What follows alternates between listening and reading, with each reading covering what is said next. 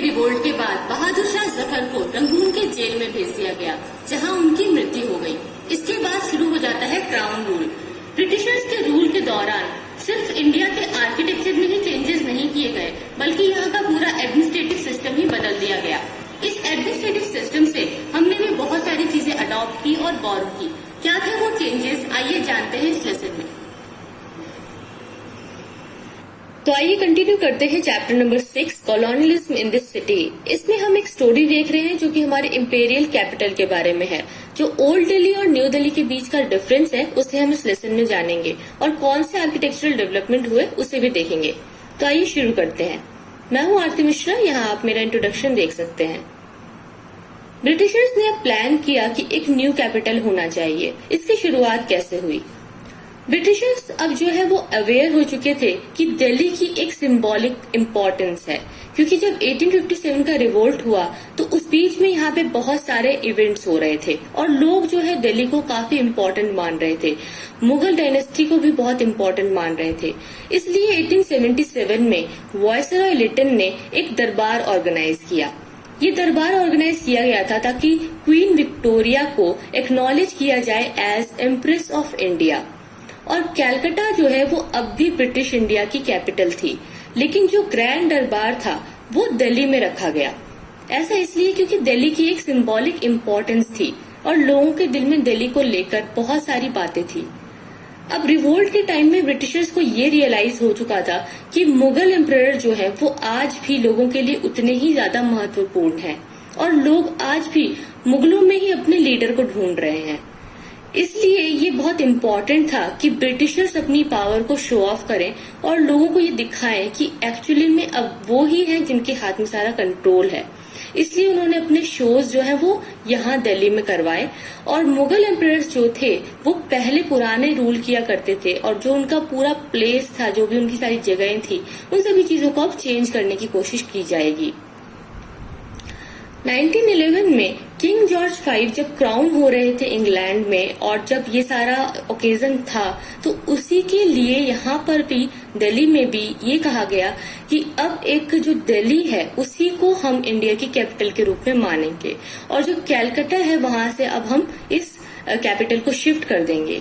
ऐसा अनाउंसमेंट किया गया दरबार में।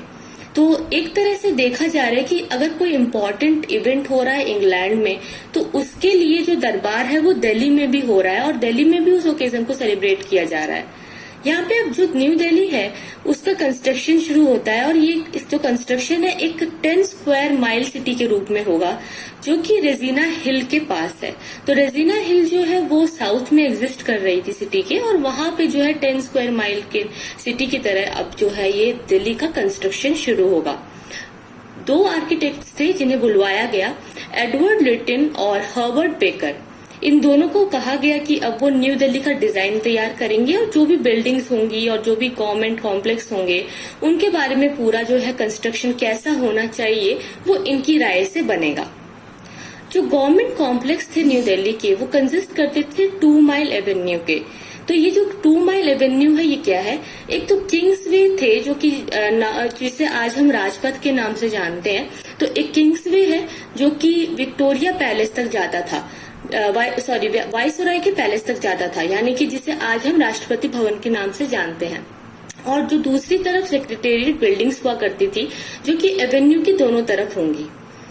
इस तरह से जो फीचर्स थे वो एक्चुअली में बहुत सारी जगह से बोरो किए गए थे, जैसे कि इंडिया की इंपीरियल हिस्ट्री से भी कुछ ले लिया गया, थोड़ा सा क्लासिकल ग्रीस से भी ले लिया गया। अगर ओवरऑल लुक को देखें तो वो क्लासिकल ग्रीस का ही था।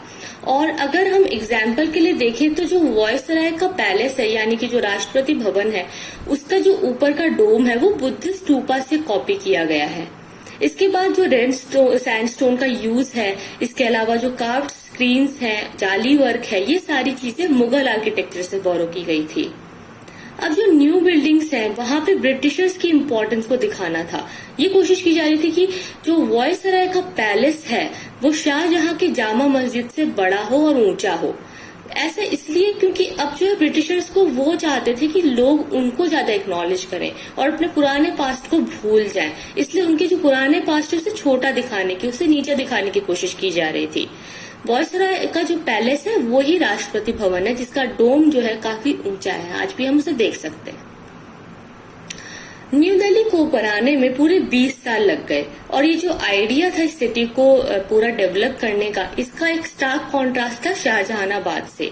शाहजहानाबाद के बारे में हमने पहले भी देखा लेसन में कि जहाँ पे बहुत सारे मोहल्ले हुआ करते थे, अलग अलग गलियां हैं, और जो सिटी है वो पूरी पहले एक क्राउडेड प्लेस थी, जहाँ पे कह सकते हैं कि अच्छा ड्रेनेज सिस्टम भी नहीं था और कहीं पे भी मार्केट्स एंड स्टॉल्स इस तरह से हुआ करती थी।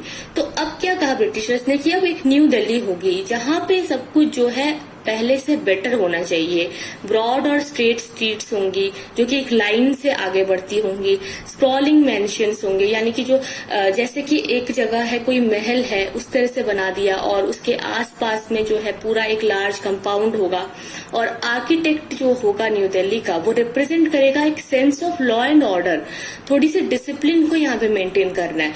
ऐसे नहीं कि जैसे पहले ओल्ड दिल्ली में जो पूरा सब कुछ गड़बड़ सा था, कुछ भी कहीं पे भी कोई भी बिल्डिंग बना दी है, पूरा क्राउडेड एरिया है, गली मोहल्ले, वैसे गली मोहल्ले यहाँ न्यू दिल्ली में नहीं होने चाहिए। तो ओल्ड दिल्ली से बिल्कुल ही अलग होगा ये न्यू दिल्ली। अब जो ये न्यू सिटी बनाई जा रही थी यहाँ पे क्लीननेस का भी काफी ध्यान दिया गया। जैसे कि पहले हम जानते हैं उतनी ज्यादा सफाई नहीं थी, तो हेल्दी स्पेसेस को मेंटेन किया जाना था।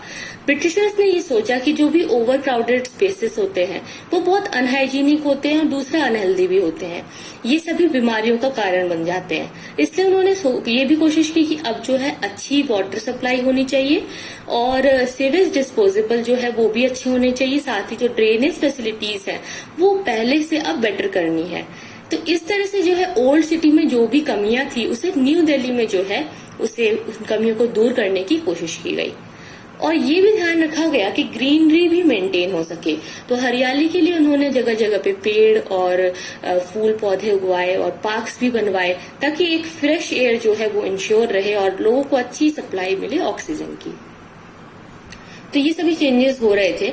अब क्या हुआ कि जब ब्रिटिशर्स का कंट्रोल अब जब वापस जा रहा था और जब पार्टीशन हुआ और इंडिपेंडेंस से जो पहले का जो टाइम था, इस वक्त में क्या हुआ कि दिल्ली की जो हालत है दोबारा से बिगड़ गई और सारी चीजें दोबारा चेंज हुई। तो शाहजहानाबाद से फिर ब्रिटिशर्स का जो वो दिल्ली है न्यू दिल्ली, और उसके बाद अब जो वो दिल्ली हम देखेंगे वो काफी अलग होगी। अब ऐसा इसलिए है क्योंकि जब इंडियन इंडिपेंडेंस हो रही थी तो पार्टीशन की जैसी बात होती है तो फिर जो है दंगे शुरू हो जाते हैं, लाखों लोग मारे जाते हैं। कई लोगों के जो घर थे दिल्ली में उन्हें जला दिया गया था और कईयों के घरों को लूट लिया गया, जला दिया गया और उनके घर में उन्हें मार डाला गया। और जो लोगों के घर थे दिल्ली में उन्हें कैप्चर भी कर लिया गया। इस वजह से बहुत सारे जो मुस्लिम्स रहा करते थे दिल्ली में वो पाकिस्तान में चले गए और इतने ही इक्वल अमाउंट में पाकिस्तान से जो है सिख और हिंदू रेफ्यूजीज यहाँ आ गए। अब जो है ये जो रेफ्यूजीज आए इनका जो स्किल है और ऑक्यूपेशन है वो बहुत अलग था। यहाँ से दिल्ली से जो लोग गए थे वो आर्टिस्ट हुआ करते थे, वो ट्रेडर्स थे, लेबरर्स थे। उनका ऑक्यूपेशन, उनकी सोच, उनका रहने का तरीका सब कुछ बिल्कुल अलग था। लेकिन जो यहाँ न्यू माइग्रेंट्स आए थे वो रूरल लैंडलॉर्ड थे, वो रूरल लैंडलॉर्ड्स थे, लॉयर्स थे, टीचर्स थे या फिर ट्रेडर्स थे, कुछ जो है स्मॉल शॉपकीपर्स भी थे। इस तरह से हम ये देख रहे हैं कि पार्टीशन ने लोगों की जिंदगी अब बदल दी है, उनको ऑक्यूपेशन भी अब बदल रहा है। इस तरह से जो लोग नए आए यहाँ पे उन्होंने नए नए जॉब्स करना शुरू कर दिया। कुछ हॉकर्स बन गए, कुछ वेंडर्स बन गए, कुछ कारपेंटर्स और कुछ आयरन स्मिथ्स। इस तरह से उन लोगों को अपने रोजगार को ढूंढना पड़ा, अपने जीवन को चलाने के लिए उन्हें अलग अलग से छोटे मोटे काम भी करने पड़े। और दूसरी तरफ ऐसे भी कुछ लोग थे जिनका कारोबार बढ़ रहा था, जो अच्छा काम कर रहे थे, जिनका बिजनेस फल फूल रहा था। तो अब क्या है कि पार्टीशन के बाद लोग जो है एक अलग तरह का जीवन जीने लगे और जो सिटी है दोबारा से चेंज हो गई। एक और चीज थी, ये हवेलीज हुआ करती थी, उनका डिक्लाइन होने लगा क्योंकि मुगल एरिस्टोक्रेसी में क्या था, अगर हम 17 से 18 सेंचुरी के बीच की बात करें तो यहाँ पे बहुत बड़ी बड़ी हवेलियां हुआ करती थी, उनका निर्माण किया जाता था। ये कैसे होता था कि एक बहुत बड़ा सा आंगन है, उसके आसपास में रूम्स हैं और अगर हम मैप देखें मिड 19th सेंचुरी का तो यहाँ पे हम 100 से भी ज्यादा हवेलियां देख सकते हैं जिनकी बहुत जो है बड़ी बड़ी दीवारें होती थी, इनका कंपाउंड काफी बड़ा होता था और फाउंटेन्स हुआ करते थे अंदर। तो हम जानते हैं, हम कुछ पुरानी हवेलियों को अगर देखें तो हम समझ सकते हैं कि किस तरह से होती होंगी वो। लेकिन जो कॉलोनियल बंगलो बनाए गए बाद में इसके कॉन्ट्रास्ट में जब वो आए, तो उनका जो डिफरेंट ही हुआ करता था पूरा सब कुछ। यहाँ पे एक न्यूक्लियर फैमिली के रहने के हिसाब से इससे बनाया जाता था। ये सिंगल स्टोरीड स्ट्रक्चर था और जिसका जो रूफ है वो काफी पेस्ट है, और यूजुअली ये देखा जाता था कि ये 1 से 2 एकड़ के बीच में एक ओपन ग्राउंड में बना दिया जाता था। यहाँ पे एक तरह से प्राइवेसी की बात भी होती थी कि सभी जो एक ही फैमिली के मेंबर है उनका अलग अलग रूम होगा और डिफरेंट रूम्स होंगे, एक सर्वेंट क्वार्टर होगा। इस तरह से जो चीजें आजकल हम देखते हैं मॉडर्न बंगलो में, वो कॉलोनियल बंगलो आप कह सकते हैं, वहां से ये सारी चीजें शुरू हुई। अब जो है एक और चीज थी, म्युनिसिपैलिटी की जरूरत थी, क्योंकि बहुत बुरी कंडीशन थी वॉल्ड सिटी की, जो पुरानी शाहजहानाबाद वाली जो सिटी थी, अब उसमें जो है काफी सारी प्रॉब्लम्स थी। तो 1888 में एक एक्सटेंशन स्कीम लाई गई जिसे कहा गया लाहौर गेट इम्प्रूवमेंट स्कीम।